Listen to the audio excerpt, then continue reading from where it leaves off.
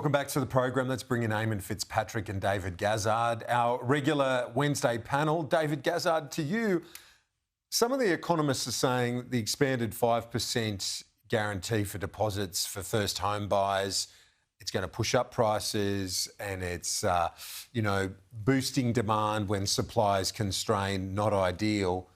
Politically, as you know, at the election, I think this was part of a suite of options that help the government win younger voters. I think that's right. The politics of this is quite potent, but in practice, and let's be clear here, the two major parties don't come into this with their hands clean. Both sort of stimulus things that help new buyers get in tend to push up prices. So the coalition ran the first homeowners grant scheme, and where they gave young buyers, the first home buyers, a grant, and now we've got this 5% deposit thing. So the market figures it out by saying, well, people have got more money in their pockets to spend. It doesn't. The market doesn't stay in the same price. It pushes the price of the house up by the 5% or by the grant because people have got more money to spend. So it goes to a ceiling. So these sort of stimulus measures where it helps people into the market tend to just drive up prices. That's the simple economics of it. But if you're a kid and someone says, oh, you only need to put a 5% deposit down, you go, you beauty, I'm all for that, even though the price of the house might be 5% higher. Eamon, this, and just on the pick up on that point David's making there, sort of the economics are one thing, the politics are another. And this policy, along with the big one, to my mind, anecdotally, but also the polling suggested this was true as well, was the HEX reduction, getting those younger voters with the HEX bill write-off, and then this. It was all part of a narrative that the Prime Minister, Paul Erickson, that they put together that helped win those younger voters. And the coalition has to have something, an offering for that cohort next time to make itself competitive. But your thoughts on this policy more broadly? Yeah, thanks, Kieran. I mean, look, I think I totally agree there with what Gaz is saying. It is a policy and a political minefield. You've got to be so careful to balance, the broader interests. I mean, people who own a home, they don't want the property values going down necessarily. But having said that, there's a lot of people also looking at their own kids and really sharing in that frustration. So it's just trying to get the balance right, trying to make sure you're trying to deal with all the other factors that matter so much, how you manage budgets, the economy, what state governments are doing. We're starting to see that more and more, and we're starting to see some of the state governments really trying to get something done now. I think of Chris Minns in New South Wales and some of the reforms they've just put through, because the truth is it's not just one layer of government, it's actually three.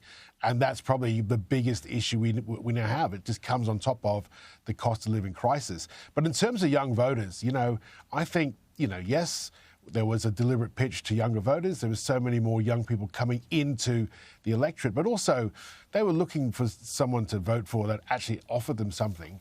And I've got to say, pretty happily, a lot of them realised that it wasn't the Greens who had traditionally done so well with some of those younger Australian voters. Yeah, I think Jason Clare, that HEX bill reduction, you can argue the economics of it, the budget responsibility of it or lack of, but politically, that was an absolute winner for the government, so potent on that front. David Gazard, you travelled obviously with former Prime Minister Howard as a former advisor. You're close to Scott Morrison. You've seen these international commitments up close. Mr Albanese's had nearly 2 weeks. What did you think of the overall commitments at the United Nations, Great Britain and then the Middle East on the way back? Well, I mean, I'm sort of struggling to see where this goes because Anthony Albanese sort of tried to plot his own path through this, but he's really navigating between the two great powers. China, which has today announced a cap or a ban on iron ore exports from Australia, which should frighten Australia badly. It's a third of our economy comes from iron ore, and that seems to be going on despite our efforts to woo Beijing. Forget about forget about bottles of Grange Hermitage and lobster exports. This is the real big time now. This is substantial. And in the meantime, we've sort of haven't done everything we could to work on our security arrangements with the US. So we're kind of caught now between China, who probably are never going to really back Australia as a Western democracy, and a fragmenting relationship with the US where, you know, you've got a Prime Minister and administration that has gone out of their way to demean the President for whatever reason.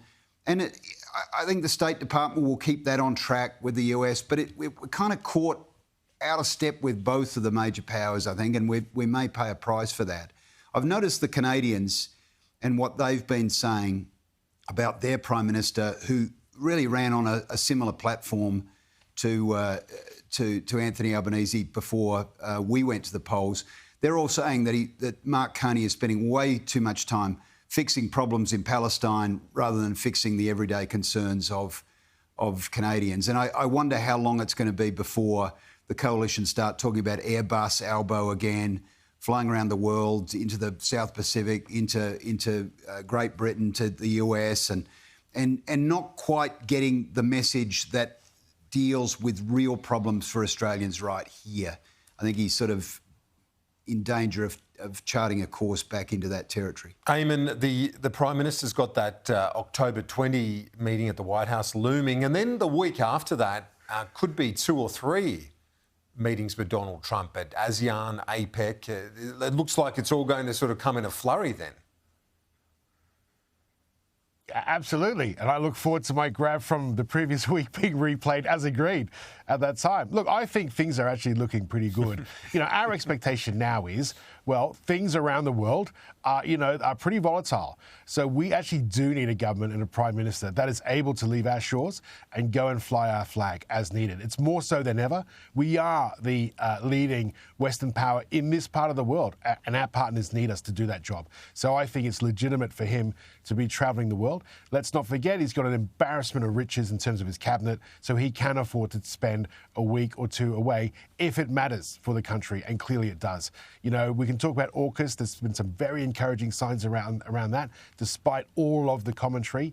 He's had a very successful trip to the UK, meeting not just with the UK Prime Minister, but also the monarch, obviously, and actually the opposition leader too at some point, plus other prime ministers. So, I mean, he's definitely out and about, but it's all within our interest, and even found some time to stop off in the Gulf on the way back to try and intervene in the supermarket pricing wars by getting a third party in. So, look, he's had a pretty active time, but I think all of it points to one thing, which is, you know, a pretty good result for us as a nation. And we haven't even talked about the work that was done on climate, you know, climate resilience. We haven't really touched on the UN either. So, you know, all in all, I think he's had a pretty successful trip. And he's back. What's he doing? He's talking house prices, back in the first thing he's onto. So I don't think we need to worry just yet about him not having his priorities right.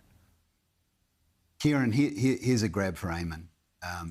On the lobster trade wars, Anthony Albanese demanded of Scott Morrison that he pick up the phone to President Xi and put an end to this. I would say iron ore exports to China that support a huge part of our economy, massive. This is really big time.